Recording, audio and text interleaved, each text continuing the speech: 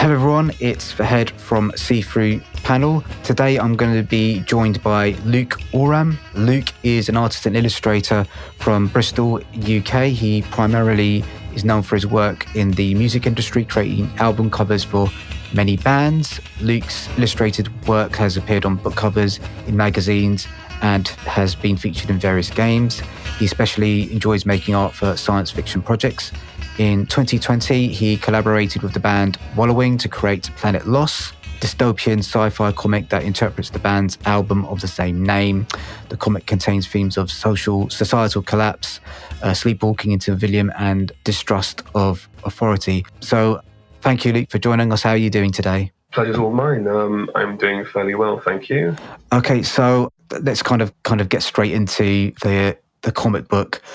How did the project initially come about in terms of your collaboration with Wallowing? It's a fairly long story. Okay. It all began in a kitchen in Brighton in probably, 2015, something like that. One of my bands that I played in was on tour, and we were, playing the exactly as you imagine, sort of underground punk rock gigs, that kind of thing. And we played a gig in someone's kitchen in Brighton, believe it or not. It was really good.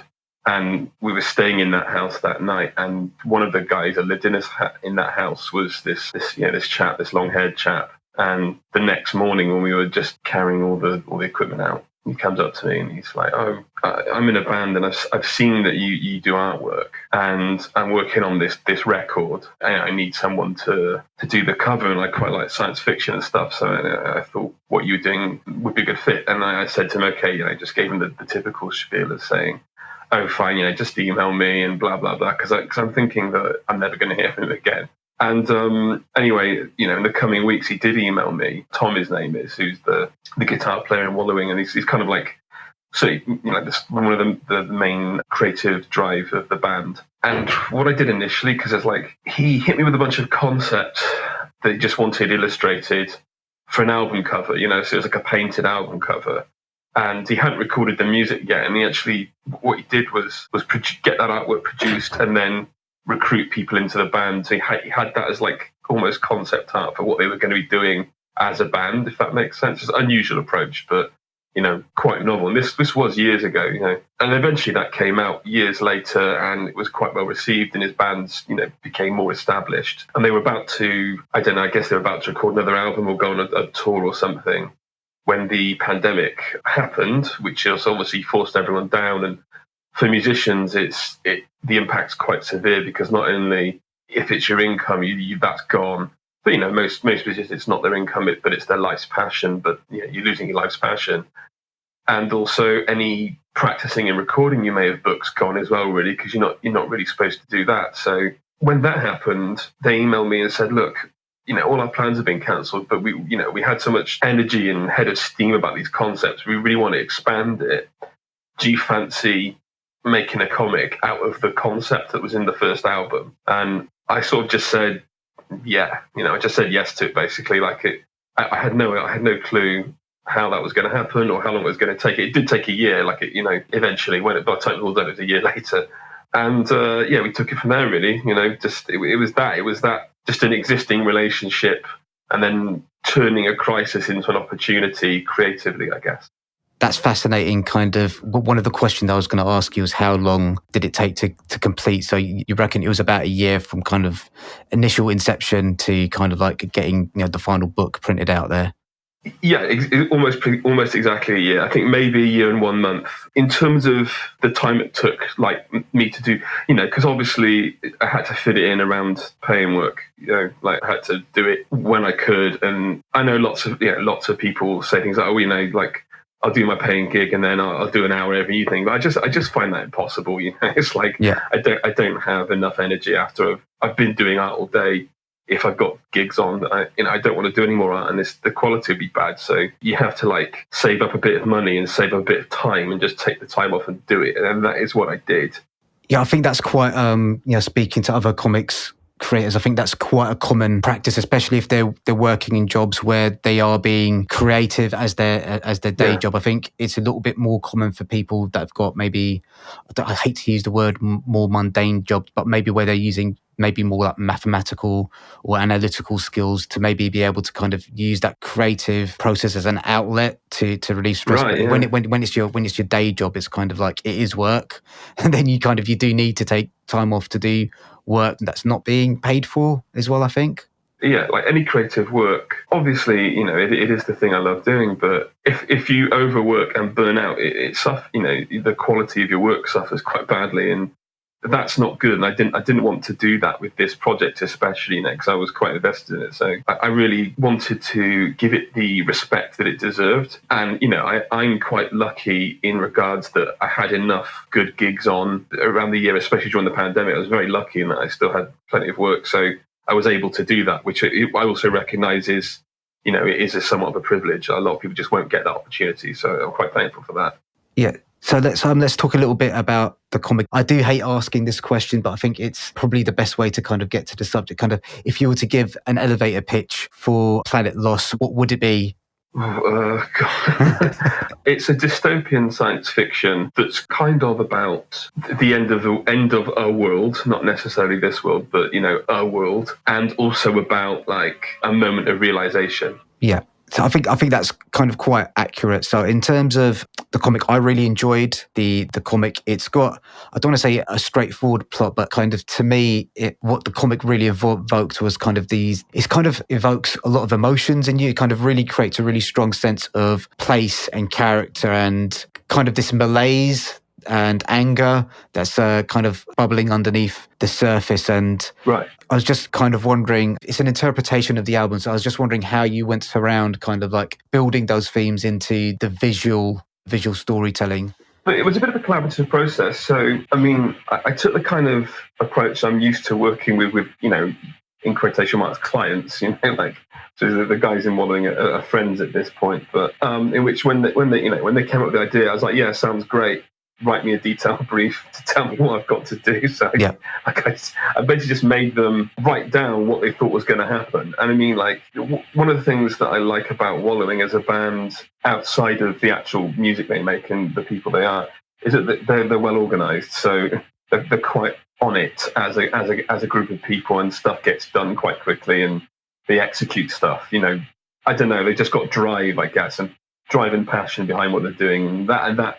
That shows in the music and it shows in the gigs and things, but it also actually is quite apparent when you just work with them, on a professional basis. So they supplied me with a text document, basically, because all the text in the comic are the lyrics of the album, right? So it had all the lyrics, and then like broken down into pages, and then like a short sentence for each page with what they thought was happening in the story of the music. And from there, what I did was break that down into a bunch of pages and just do like really scribbly roughs and send that to them and go, does this make sense? Do you like this? And it just came together that way, really. So it's like, it gave me a lot of freedom, because I knew as long as each page had the right lyric on it and the right thing vaguely happened that needed to happen to make it line up with what's happening in the music, which is interpretive, because obviously it's music, it's not, no one's narrating a story to you.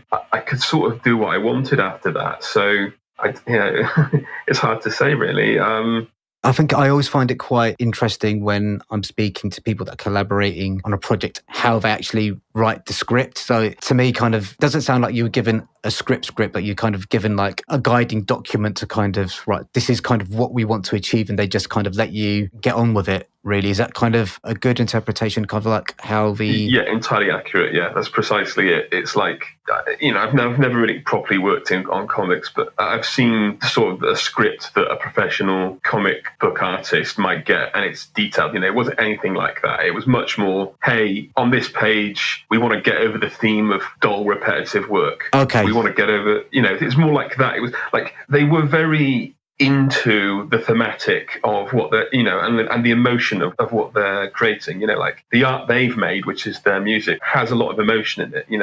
And it's obviously, they're a metal band, so it's like this kind of negative, angry expression of this stuff.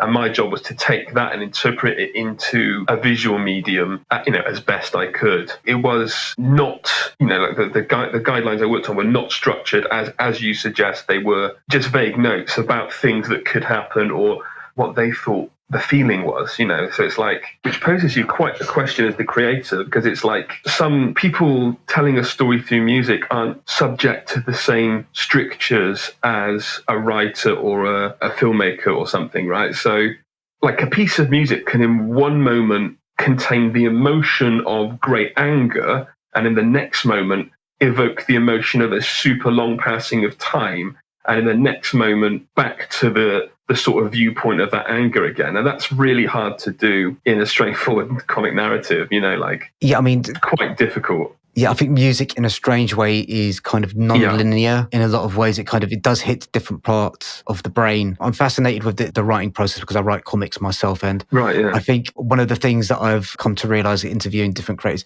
there is many different ways of writing a comic script as there are comic creative teams and comic writers. There's no kind of one fixed format. It's not like TV writing or theatre writing where there's a format that you need to adhere to, and it really does depend on kind of collaborative chemistry, if I can use that phrase, between the team. Because there's lots of artists that do want lots of detail, who do want to know, I need to know what angle each panel is at, I need to know kind of the time of day, I need to know positioning of the characters, where there are other creators that are more like yourself, where they're very much, well, I need a bit of freedom to kind of express myself, and you're kind of finding that balance, I think, is quite important. So was there like a negotiation about that process, or was it just kind of settled on it straight away in terms of that? In terms of how we proceeded, I would say we settled on it straight away, because it was just picking up precisely, from the same kind of discussions we've had about the album cover or other bit, like I did their logo, and I've done various bits of work for these guys over the years. So it's like a continuing conversation. Like you'll have a conversation, we're doing this and we need that, and it's like, okay, let's work that out, get that done. And then 6 months later, you get, hi, Luke, we're doing this. Do you fancy working on this kind of thing? So it did just naturally come out of that conversation. So, when they asked me to do it, it wasn't like it was a client I'd never worked with or someone I didn't know just pitching me a project. It was like a friend going, hey, I've got this crazy idea, but I've managed to work out the funds to get it printed. It's that kind of thing. So it was just very collaborative. Once it was underway properly, which, even though I said it took a year, like the reality is I drew the whole thing in 6 weeks. It was like quite intense. So once that was happening, it did change a little bit, because I started roughing the whole thing out. And obviously their story is coming from the emotional place of their music and the concept they've had in their heads for all this time. And then I'm drawing it and thinking, okay, that's great. And that's obviously what attracted me to this whole band, But however, from a visual storytelling perspective, I felt there were some things not in their story that needed to be in there, to make the comic work, if that makes sense. Yeah, I think whenever you're adapting something, you do need to, it's an adaptation, you need to make it work for the format in which you're telling the story in.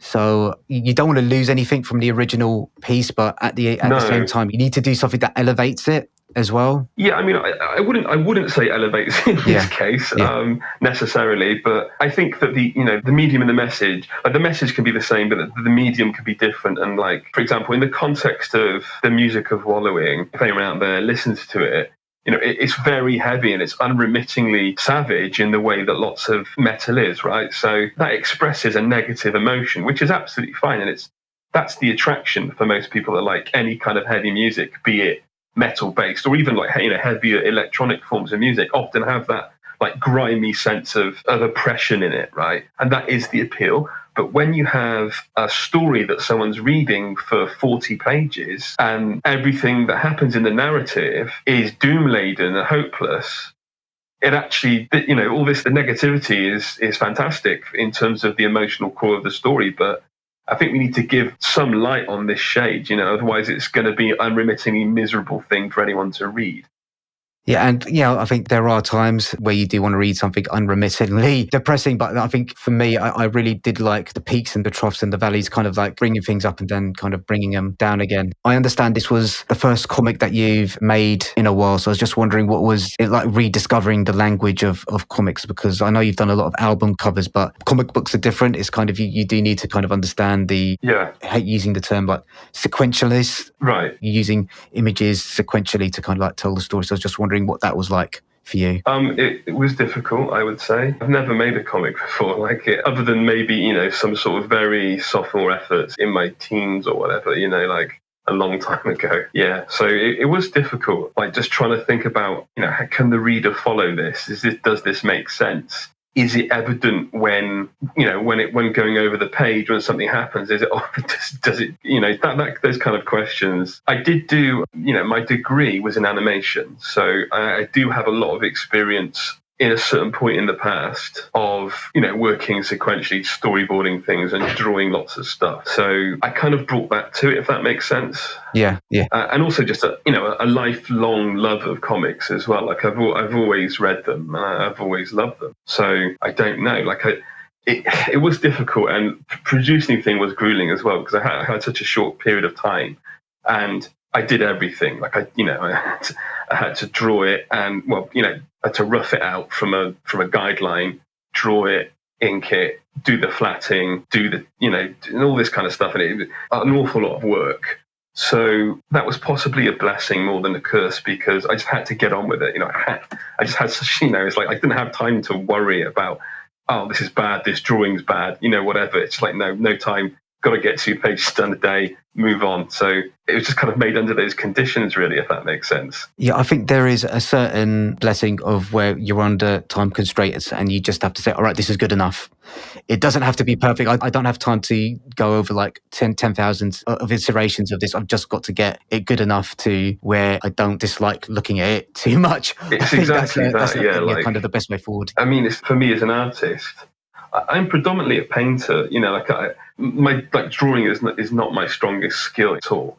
So looking at the book now, 6 months on, I am proud of it. Like I'm proud that I made it and all that. But I do have issues. Some of the drawing is not great. I think there's problems with some of the line work and at least I guess that's normal for any creative person to feel that way, really. But I did have a degree of quite warranted insecurity going in. That's like, oh God, I just like drawing comics is its own discipline. It's not just if you can do some drawing, you can draw a comic, it's its own discipline, its own craft, and needs to be taken seriously and done right. So I just tried to do that in the time I had, and I tried to stay true to, what I envisioned it looking like, and hopefully got somewhere close. For me, it's a beautiful looking book, and you kind of mentioned I think you kind of mentioned that you would describe yourself mainly as a painter, and that's actually one of the questions I wanted to ask you about. Kind of what were your artistic influences going into the books? I saw bits of Mobius, Jeff Darrow, 2000 AD, kind of James Stoker. Right. Were any of those guys influencing kind of your storytelling and kind of the art style that you decided to employ? Definitely, in several ways. I should say first and foremost, those influences are unconscious. Like they're influences because I like those things, not because I thought I want to make it look like Mobius. Yeah. Like, I've never done that. Yeah. Like I do appreciate that lots of people have told me it looks like Mobius, which is a huge compliment because he was great. Rest in peace, one of the greatest ever. Any comparison to that, it makes me happy. Of course it does. But I wasn't attempting to copy that. Yeah. I wasn't very familiar with Jeff Darrow until recently because some people, again, told me it looks a bit like this Jeff Darrow guy. And then a friend of mine sent me one of his books, which the name now escapes me, which is embarrassing. It was great, yeah. Like I can see why, in terms of where that influence comes from, right? It's actually animation. So I'm 40, so I grew up in the 80s, and I saw certain things that came out in TV. And the two most prevalent ones is Noska of the Valley of the Wind, which is the Ghibli movie, and Time Masters, which is a French animated movie. It's directed by René Laloux, but Mobius designed it. Before I knew who Mobius was or anything about European comic scene, I'd seen that animated movie as a kid 100 times, probably more. I've seen it many, many times. and I still watch it. Like I still love those movies, and they're primary influences. So that's where it comes from. Like it's more related, I think, to the style of my book is more related to sort of the look of animated films in the 80s than it is trying to replicate a particular comic aesthetic. Kind of you mentioning Nausicaa of the Valley of the Wind. Yeah. Now you mentioned that, I can definitely see that in there. So that's right. One of the things I wanted to ask you about was your choice of a color palette. I really liked your choice of the color palette, and I was just curious about how you decided to use those particular colors, because I think you mentioned kind of the lyrics and the tone of the music the band produces is quite heavy. And I think your choice of colours kind of alleviates some of the darkness in there. Was that like a conscious choice, or was it just you felt it worked for the world? I wanted to contrast that aspect of it, right? It's like, I'm really quite bored of the sort of grim, dark, everything blue, grey, washed out look of a lot of science fiction content these days. I mean, in itself, it's fine as an aesthetic, but it's just my feeling is that I see it all the time. So I just, more interested in doing something that felt more fresh to me. Films I saw as a kid that were post-apocalyptic are things like Time Masters, Nausicaa, also stuff like Mad Max, also stuff like, stuff made in the 70s and 80s is colourful, right? So I just associate those kind of like bright colours with, in my view, that's what the end of the world would look like, rather than dark and oppressive. It's like everything's blasted and bright, the sun's glaring down. It's a different way of thinking about it, I guess. Yeah, I mean, just because we're living in a post-societal, post-collapse society doesn't necessarily mean people lose access to dyes. And yeah, you know what I mean? So it's kind of like, there's your real apocalypse, right? Like an apocalypse of AI scam callers. But in the future, like you'll go to a public venue, like a pub or a square, and be talking to someone, and after 20 minutes realize they're an android that's just programmed to engage in order to sell you stuff. And then like once that becomes too expensive, then it'll be actual people that are pretending to be androids all to get a job. I don't think it's all that far off, to be honest with you. So there's some symbolism in the book that I wanted to kind of ask you about. What's with like the pyramids and like the inverted pyramids and that sort of thing, kind of what's kind of like all that about? Okay, so straight off the bat, it looks cosmic. It's like it connotes a kind of, I think it connotes a sense of like ancient cosmic something, because of cultural associations. People think, the pyramids, the Egyptians built them. There's a long time ago, but they're kind of technologically advanced. Like I wanted to lean on that a little bit, and it's not explained in the book at all, because it's just there is this kind of it kind of represents a totemic oppressive force the main character becomes aware of but doesn't understand. But in canon, in the sort of background of the story, that sort of flying pyramid thing is, this massive interstellar vessel that the forces that are running that planet actually reside on. Like that's the setup, right? But it's just not in the storyline. I know that because Wallowing have said this. So they've got a big vessel, they fly around and they enslave different planets. I just know that that's the science fiction backdrop. So I wanted to sort of represent that because I didn't want to tell that story and didn't have room to like go into who these people were. I thought, well, if I just make it this kind of like monolithic thing, it'll just work as a kind of cosmic evil. Yeah. From there, once that's established as like visually as, because there's a sequence in the book where I have to take it on faith that these things are understood by anyone that reads them, because it's not explained, but there's a sequence where the main character is remembering things and remembers this pyramid appearing, and then remembers like these aliens coming out, remembers a deal being done, and then their city being constructed, right? You don't know if that's things that this character witnessed firsthand, or that's just a mythology they have about how they came to be where they are. Like that's not made clear, deliberately said. But the idea was that once it's established in the kind of eye of the reader that sort of pyramid shape or that triangle is representative of this oppressive force that's everyone on this planet is subjected to, then I can have it just represented as a triangle with like bits being broken out or bleeding, and it just says something symbolically about what's happening. That was what I was attempting to do. I don't know if that ever lands, but... Yeah, I think it did come across. I was just wondering, I think you made the right decision in not having too much explanation about the history of the world, because I think that would have affected the comic interacts with the album. So I was just wondering if there's anything that flew over my head. that I didn't understand. But yeah, I think what you've said there kind of chimes in with what my initial thoughts were. Yeah, the main point of perspective character is essentially ignorant about the world that he's in. And that's really handy for telling the story when the reader is also ignorant of the world that the character's in. What I was thinking about in terms of the emotional quality of that is, as with many people, in your life at a certain point, you have kind of moments of clarity where, you actually perceive things one would like to hope for how they actually are. I mean, I know that's actually realistically that's impossible, but as close as possible, you get this broader perception of things around you, and you come to realizations, and that could be lots of different things for different people. Like it's not specific.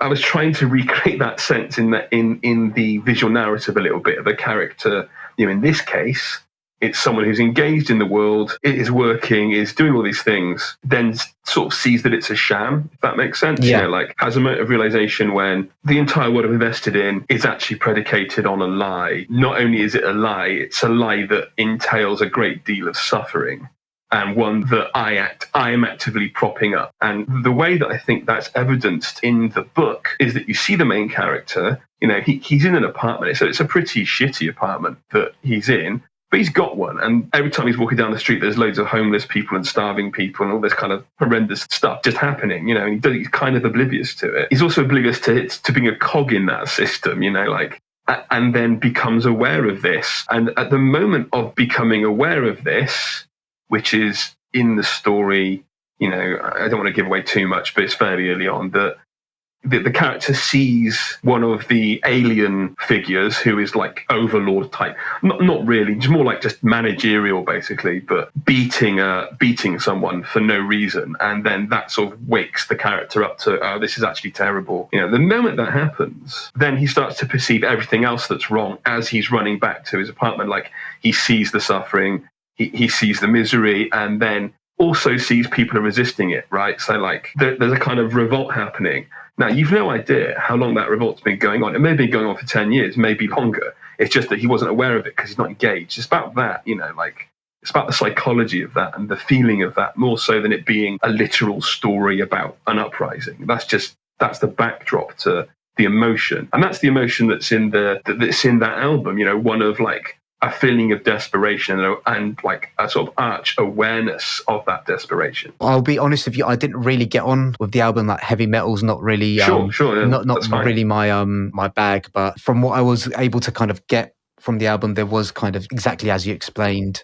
those emotions and that sense of realizing things. I'm just wary of the time. I don't want to keep you for too long, so I'll maybe. That's fine. I don't have very much to do today, so I'm happy to go a bit longer if you like. Okay, sure. So I did want to ask you about your process. Do you work digitally or do you use inks and pencil and paper? Kind of how did you actually get it down? Both, generally. Like I like both systems. I learned art skills in the traditional model, but the reality is of commercial work that going digital opens up a lot of flexibility for you, and it is cheaper, so it's economic. There's an economic kind of incentive to engage with it. It's also powerful, and not so much for comics, but for my general work. Stuff's been done digitally in the art world for so long now that it's client expectations. So clients will expect to be able to have stuff changed right at the end. Like they'll understand that if they want to change something major, then they've got to pay for that time or whatever. It's not really about that. But I'm speaking more to the power and flexibility granted by digital medium, which is now an expectation in the industry. So, if you've done an oil painting or a watercolor or something like that, I like both. I very much like painting in real medium. If you've done that and then, for whatever reason, the client is, oh yeah, this is great, but actually we need this aspect now. We need this kind of thing, which does happen in commercial work. It happens a lot. It's just, imagine trying to change a real medium for the next day. It's just so much extra work, like it's not flexible. It's kind of once it's done sort of thing.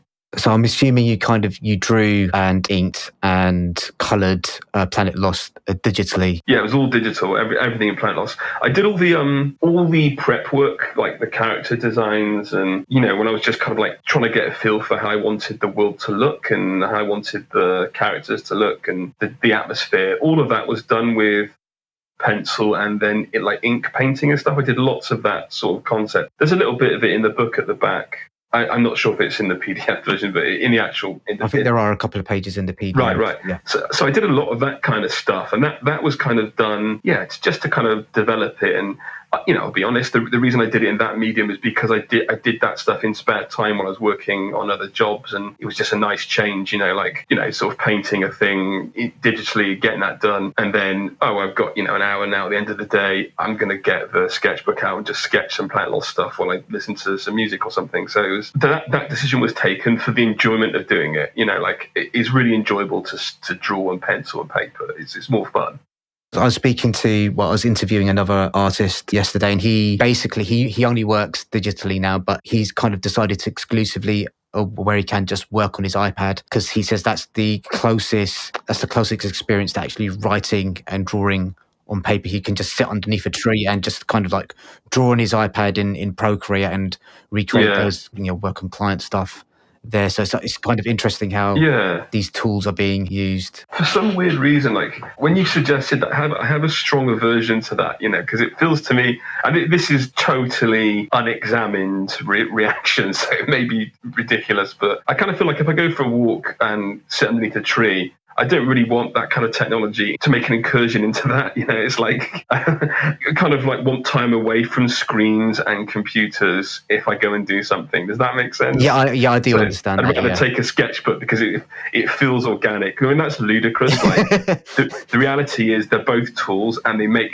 what you use makes no difference. And like I don't manufacture paper or pencils. Someone else has built the tools that I'm using, all this kind of stuff. So like I can't really defend that on any kind of philosophical level. But in terms of the emotional attachment I have to it, they feel different. Like sketching in a sketchbook or splotching some watercolor around, to me feels like I'm playing a lot more. Whereas like on a computer, I'm just more work focused and like more focused on getting a job done, which is really helpful. You need that to get something made.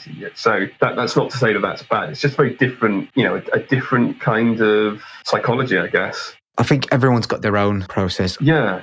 What I want to ask you about now is, you mentioned before that you loved reading like comic books and graphic novels. What are some of your favourite comic books and graphic novels from your childhood, and kind of what you're reading at the moment as well? So like from childhood, hands down, 100% 80s 2000 AD. That's a comic I read as it was published when I was a kid. And it's the only comic I read as it was published when I was a kid. I didn't really engage with very much else. Like I have a really specific memory of being, I'm going to say 3 years old, right? 3 or 4 years old, and going into a newsagent's in Kingswood, which is, I don't know if any of the listeners are from the West Country. Kingswood is a kind of crappy satellite town of Bristol that's kind of on the, the sort of thing, like not in the city. It's a town, but it's people live there because they can drive into town for work, sort of thing. And that's where I lived, as a kid up until, I don't know, mid-80s or whatever. And it's kind of this depressing edge of a city, small town sort of deal. It still is. And I guess with that being my environment, the stuff in 2000 AD, being that it was made by British writers and artists, or writers and artists who, were working in Britain, reflected that back to me quite a lot. Does that make sense? Like I saw my world in it a lot more than in the American comics. I think I do understand that. For me, my childhood experience was very much cape and superhero comics. Right. I didn't really engage with 2000 AD for whatever reason. Most of the people, especially British artists I've spoken to, do specifically mention 2000 AD or, Dandy and Beano and stuff like that. But yeah. I certainly read the Dandy and Beano in school a bit. Like friends in school would have it. And I thought it was funny. Like, I think the Beano is a good comic. It's like it knows its audience, and it delivers on its remit completely. It's not my area of interest, but that's absolutely fine. Like, there's always room for a good, fun, kind of sarcastic satire of British culture aimed at kids to be funny. I think the Beano does a good job of that. But when I was a kid, what I liked was aliens and monsters. And 2000 AD has aliens and monsters. But it has aliens and monsters in a way that relates to the world around a kid in the 80s, in crappy Thatcherite Britain, which is what it was. So to finish the memory that was percolating back in about my influence, I remember going into a newsagent's in Kingswood, near Bristol, and seeing a 2000 AD, the cover of which I think is a story called The Pit. It's a Nemesis the Warlock story. And Nemesis is my favourite 2000 AD character because it's this sort of like arch Victorian thing, and he's a really cool looking alien. Like he looks really like a devil sort of thing. The cover of this particular 2000 AD had like this great big monster with a club arm on it. And it just looked amazing. I was really blown away by this as a kid. It's really left that impression on me. And this is before I could read, so I have no idea I remember not understanding what any of it said, but just like showing my mum and going, this cool monster. And she's like, no, that's for older kids, which is entirely correct. It's not aimed at a 3 or 4 year old. But that really, really sunk in as a long-term reference. I mean, also just, I'm sure that other sort of British artists you may have spoke to may say the same thing, but like 2000 AD has this real kind of anarchic psychological perspective that is basically the perspective I have as an adult. It comes from that comic 100%. This kind of like massive fear of authority and distrust of people in charge. Like that's in that comic. A lot of the stories are about that. Like Judge Dredd is not a hero; he's a villain. He's actually a bad guy, and you're supposed to not. It's certainly in the 80s stuff. You identify more with the villains he's busting, and the sense that they don't deserve it is very much in the story. So that's really stayed with me, throughout my whole life. Yeah. People keep on telling me to go read 2000 AD, and I just feel like I'm a little bit old for it now, and kind of like, I'm not going to get kind of like a lot of. It's probably something I should kind of go back and actually look at. Yeah, I definitely recommend, like, there's certain 2000 AD stories,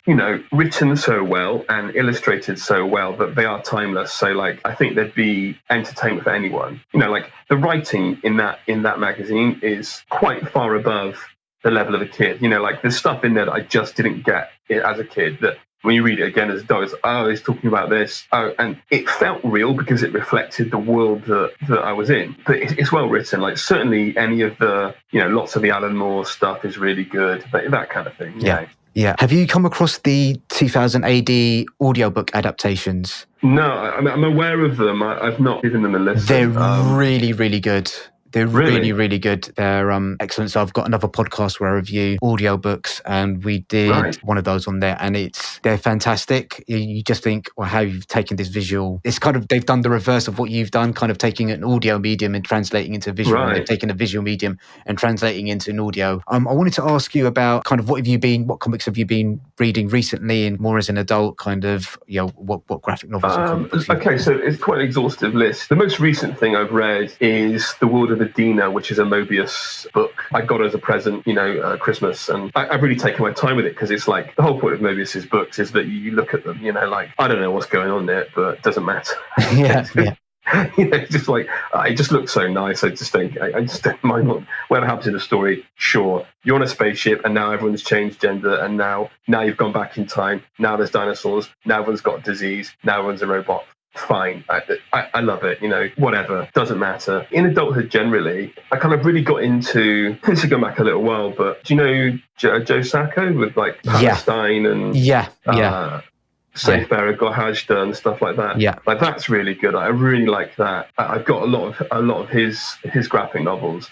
I guess that when I was like in my mid-20s and that was coming out, it was like, oh, it's a comic, but it's like it's justified to read it because it's serious kind of psychology. But they're really good pieces of work, and the drawing is lovely, like really nice in that classic American underground comics with an X kind of tradition, like in the Crumb tradition, basically, of drawing, not of content. So that looked great. And I don't know, like he was really onto something with that stuff, like I probably revisit that at some point. Also, I might get the name wrong, but there's a book called Persepolis by, I think it's Marjan Satrapi, who is an Iranian, I know, and grew up in Iran and then moved to France during the revolution. And it's the same sort of thing, but really has her perspective as a kid in it. Like I really like that stuff.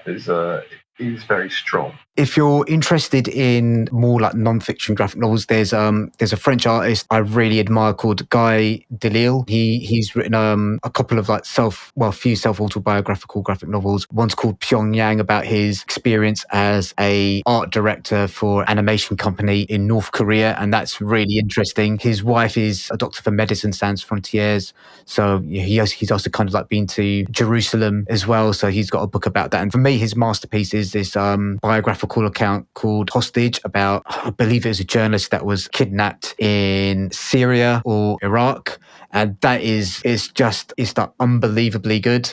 He manages to capture the boredom and the terror of being a hostage. So if you're kind of interested in non-fiction stuff, those are definitely things I think you should try and check out. Oh, yeah, that sounds great. I'll check those out for sure. It shows the breadth of what the medium is capable of, I think. It's like a lot of people that are artists, at some point you go through this weird thing in your late teens where the thing that you love and you love doing, you also are aware that you've kind of aged out of the target audience for it. Yes. And you feel this sort of weird dissociation and then struggle. Like, it's a struggle. It actually really is. It's difficult because you go through your early 20s without an identity as a creative, trying to find, what is it that I'm going to do? I have this urge to paint and draw this stuff, but this is rubbish for babies. Like, I don't actually think it is, but you feel that way when you're that age. So that kind of stuff, when I discovered it, I guess while I was at uni probably, really helped because it's like, it's serious. It's like, oh, there are people in the world that think this craft is a serious thing. And in a way, the knowledge that someone thinks it's serious and someone thinks it can say something real,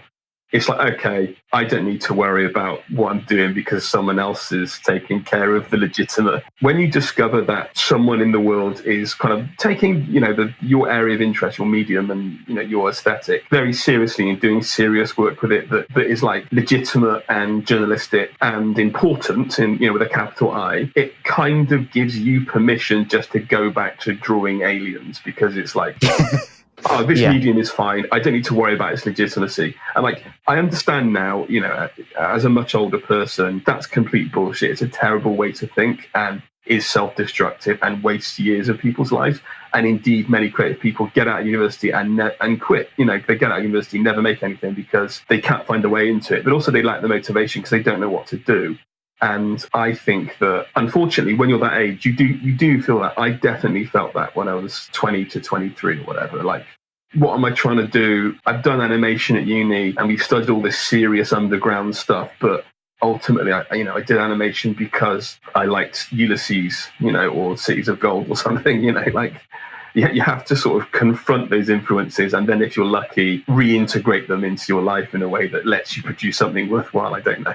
Yeah, I kind of understand where you're coming from there. Just a couple of more questions and I think we'll call it a day. So what projects are you working on next? I've just this week started, I nearly finished, another little bit of Planet Loss. Some stuff we cut out that I've managed to get some free time again. I've returned to that. So I've just done 3 pages of that. It's a little self-contained story from a different perspective within that narrative, right? The next thing I need to do is do the flatting and colour, which I hate, so I'm not looking forward to. And that will be coming out in some form. The guys in the band are working that out. Like, I think we're gonna try and get it out as a promotional thing in a music magazine or something. The idea is to just cast a wide creative net.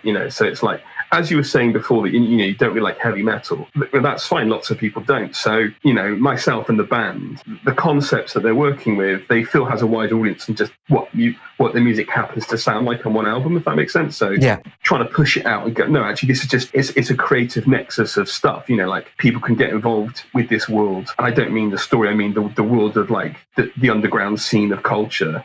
If you don't like one piece of culture, that's fine. Just do something you like, but getting a perception of the community that's out there. That's kind of the aim there. Obviously, it's good promotion for we've got a whole load of these books to sell now. Finally, so it helps with that. But it really is more about the love for that. A friend of mine who is a very good writer. We've been bandying ideas back and forth for a number of years, and we've worked together on various corporate gigs. We've managed to, one of us has got a gig, and now we need an artist, or we need a writer, or my friend can do it, word of mouth sort of thing. So we've got a good working relationship, and we sort of come up with a story I'm quite interested in.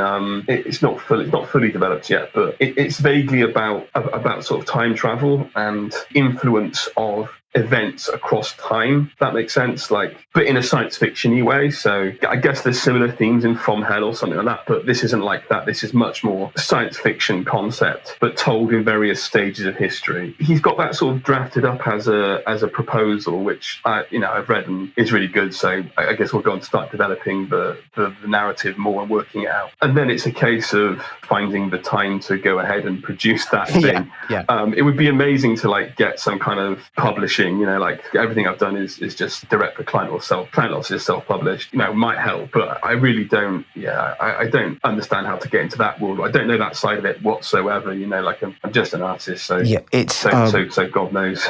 Yeah, I think British comics publishing is a deeply frustrating place to be. Right, yeah. If you're looking for communities to join and things like that, I can send you a few links to a few different groups if you're looking for guidance. Yeah, I mean, it would be area. interesting just to see what people are doing as well. Like as an artist, you are encouraged by the world and the way that it's designed, the way that it's set up, quote unquote, the system, to see yourself as quite isolated and alienated and in direct competition with everyone all the time. But it's actually not really like that, the world's a lot more collaborative than that. So I don't know, like it's good to find people that are interested in the same thing, just to give yourself the opportunity to support that as well. like I'm always interested in that. Yeah, I certainly agree with your observation that British comics publishing is frustrating.